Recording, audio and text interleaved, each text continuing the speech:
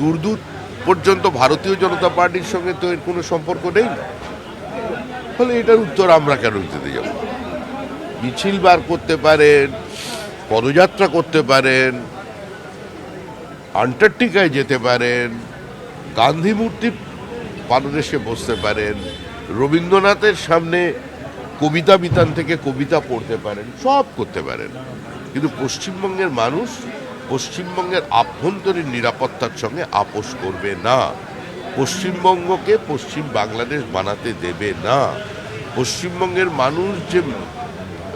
মানুষরা পৃথিবীর মায়া ত্যাগ করে স্বর্গবাসী হয়ে গেছেন, তাদের আবার ভোটার লিস্টে নাম টেনে এনে তাদের অসম্মান করতে চাইবেন।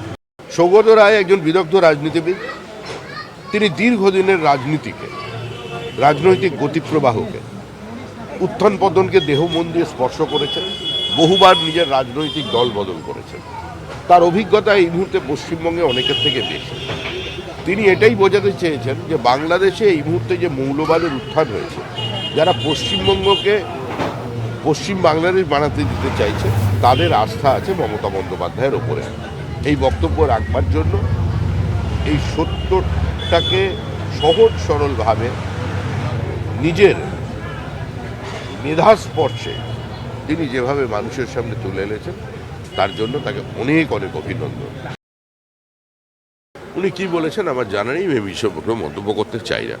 এসআইআর এর সঙ্গে ডিটেনশন ক্যাম্পের কোথাও কোনো সম্পর্ক নেই। হ্যাঁ, প্রধানমন্ত্রী এবং রাষ্ট্রপতিকে বাংলাদেশি কিংবা পাকিস্তানি বলা অনন্ত মহারাজ বলেছেন। কাকে বলছেন? প্রধানমন্ত্রী কিংবা রাষ্ট্রপতি পাকিস্তানি। আমি তো শুনিনি কোনোদিন বলেছেন বলে, আমার জানা নেই। আমরা তো চাই এরকম মিটিং করব। আমরা চাই নওশাদ সিদ্দিকী, কংগ্রেস, সিপিআইএম আবার একসঙ্গে ময়দানে নামো। আমরা কি করতে পারি বলুন তো? বারবার মালা বদল করে ওরা, আর বারবার ডাইভোর্স করে। এতবার বিবাহ, এতবার বিচ্ছেদ, এটা কি ভালো লাগে আমাদের? আমরা চাই তো ওরা একসঙ্গে থাকুক, এক ছাতার তলায় থাকুক, এক ছাদের নিচে থাকুক, এক গাছের ডালে থাকুক, থেকে লড়াই করুক।